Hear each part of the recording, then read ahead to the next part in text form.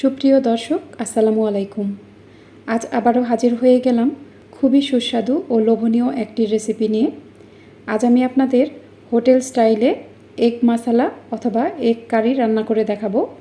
এই এগ মশালা অথবা এগ কারি খেতে অনেক বেশি মজার হয়। আপনারা অবশ্যই একবার বাসায় ট্রাই করবেন। আশা করছি আজকের এই রেসিপিটিও আপনাদের সবার কাছে খুবই ভালো লাগবে। চলুন তাহলে রেসিপিটি দেখে নেওয়া যাক। এগ মশালা রান্না করার জন্য আমি এখানে সেদ্ধ করে নেওয়া 5টি ডিম নিয়েছি। এবার এই ডিমগুলোকে আমি একটা নাইফের সাহায্যে মাঝখান দিয়ে এইভাবে হালকা করে কেটে নিব। তাতে ডিমের ভিতরে মশলাটা খুব ভালোভাবে ঢুকে যাবে এবং ডিমগুলো যখন ভেজে নেব তখন এগুলো গায়ে ছিটে আসার কোনো ভয় থাকবে না। আমি প্রত্যেকটা ডিম এইভাবে মাঝখান দিয়ে হালকা করে কেটে নিব। ডিমগুলো কেটে নেওয়া হয়ে গেলে আমি এখানে দিয়ে দিব সামান্য পরিমাণ হলুদের গুঁড়া এবং কিছুটা মরিচের গুঁড়া দিয়ে দিব। এই হলুদ ও মরিচের গুঁড়াটা দেওয়ার ফলে ডিমগুলো ভেজে নেওয়ার সময় খুব সুন্দর একটা কালার আসবে। আমি ডিমের সাথে মশলাগুলো খুব ভালোভাবে মেখে নিব। ডিমগুলো মশলার সাথে খুব ভালোভাবে মেখে নেওয়ার পর আমি এগুলো ভাজতে চলে যাব। এর জন্য প্যানে কিছুটা তেল দিয়ে দিব। তেলটা গরম হয়ে গেলে আমি এখানে ডিমগুলো দিয়ে দিব। ডিমগুলো আমি তেলের সাথে কিছুক্ষণ ভেজে নেব। এই ডিমগুলো কিছুক্ষণ ভেজে নেওয়ার পর আমি এগুলো উঠিয়ে নেব। ডিমগুলো উঠিয়ে নেওয়ার পর আমি বাকি তেলের মাঝে আরও কিছুটা তেল দিয়ে দিব। এরপর আমি এখানে হাফ কাপ পরিমাণ পেঁয়াজ কুচি দিয়ে দিব। পেঁয়াজগুলো আমি এরকম কিউব করে কেটে নিয়েছি। পেঁয়াজ কুচিগুলো আমি তেলের সাথে খুব ভালোভাবে ভেজে নেব। পেঁয়াজ কুচিটা যখন কিছুটা নরম হয়ে যাবে এবং এটা যখন হালকা ব্রাউন কালার হবে তখন আমি এখানে দিয়ে দিব হাফ চা চামচের একটু কম পরিমাণ আদা বাটা। এরপর আমি এখানে দিয়ে দিব হাফ চা চামচের একটু কম পরিমাণ রসুন বাটা।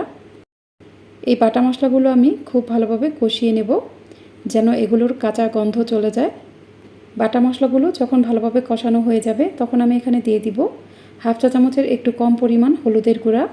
এরপর দিয়ে দিব হাফ চা চামচ পরিমাণ মরিচের গুঁড়া। ঝালটা অবশ্যই আপনারা নিজেদের টেস্ট অনুযায়ী দিয়ে দিবেন। এরপর দিয়ে দিব হাফ চা চামচের একটু কম পরিমাণ ধনিয়ার গুঁড়া ও হাফ চা চামচের একটু কম পরিমাণ জিরার গুঁড়া দিয়ে দিব। এরপর আমি এখানে দিয়ে দিব হাফ চা চামচ পরিমাণ গরম মশলার গুঁড়া।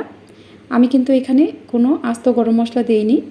আপনাদের হাতের কাছে যদি গরম মশলার গুঁড়া না থাকে তাহলে এখানে আপনারা আস্ত দারচিনি, এলাচ ও তেজপাতা দিয়ে দিতে পারেন। এরপর আমি এখানে স্বাদ মতো লবণ দিয়ে দিলাম।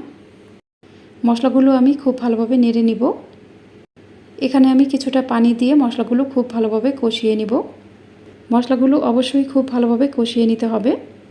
মশলাটা যখন খুব ভালোভাবে কষানো হয়ে যাবে এবং মশলা থেকে যখন তেলটা এরকম বের হয়ে আসবে তখন বুঝবেন এটা খুব ভালোভাবে কষানো হয়ে গেছে। এই পর্যায়ে আমি এখানে টমেটো পেস্ট দিয়ে দিব।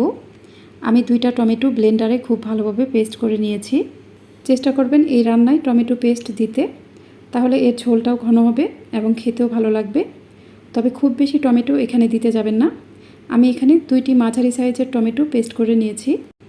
আমি টমেটো পেস্টের সাথে মশলাটা খুব ভালোভাবে নেড়ে চেড়ে নিব। এই পর্যায়ে টমেটো পেস্টের সাথে মশলাটা খুব ভালোভাবে কষিয়ে নিতে হবে। মশলাটা যখন খুব ভালোভাবে কষানো হয়ে যাবে তখন আমি এখানে দিয়ে দিব 1.5 কাপ পরিমাণ পানি। দর্শক, আপনাদের কাছে আমার একটা অনুরোধ, যারা এখনও আমার চ্যানেলটি সাবস্ক্রাইব করেননি তারা প্লিজ আমার চ্যানেলটি সাবস্ক্রাইব করে দিবেন।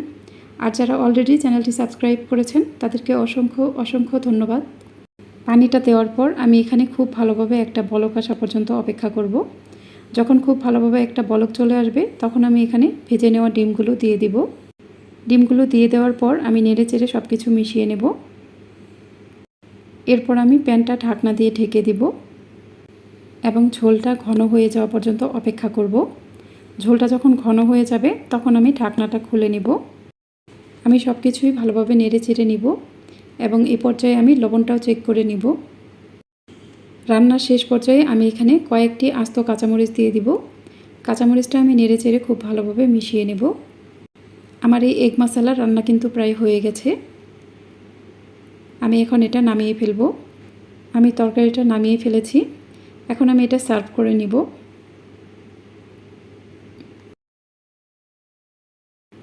দেখুন এই রান্নাটা দেখতে কতটা লোভনীয় হয়েছে। এই এগ মশালা খেতেও কিন্তু ভীষণ মজার হয়। আপনারা এটা ভাত, পোলাও, রুটি, পরোটা যে কোনো কিছুর সাথে সার্ভ করতে পারেন। আমি একটা চামচের সাহায্যে এর গ্রেভিটা আপনাদের দেখিয়ে দিচ্ছি। দেখুন এর গ্রেভিটা কতটা স্মুথ হয়েছে। আপনারা অবশ্যই এই রেসিপিটি বাসায় ট্রাই করবেন এবং আমাকে কমেন্টস বক্সে জানাবেন রেসিপিটি কেমন হলো। আশা করছি আজকের এই রেসিপিটিও আপনাদের সবার কাছে খুবই ভালো লেগেছে। যদি ভালো লাগে তাহলে অবশ্যই আমার চ্যানেলটি সাবস্ক্রাইব করে পাশে থাকা বেল আইকনটি প্রেস করে দিবেন। আর যারা এই ভিডিওটি ফেসবুক থেকে দেখছেন তারা আমার পেজটিকে লাইক ও ফলো দিয়ে রাখবেন। আজ এ পর্যন্তই। এরপর আবারও হাজির হব নতুন কোনো রেসিপি নিয়ে। সে পর্যন্ত সবাই ভালো থাকবেন। আল্লাহ হাফেজ।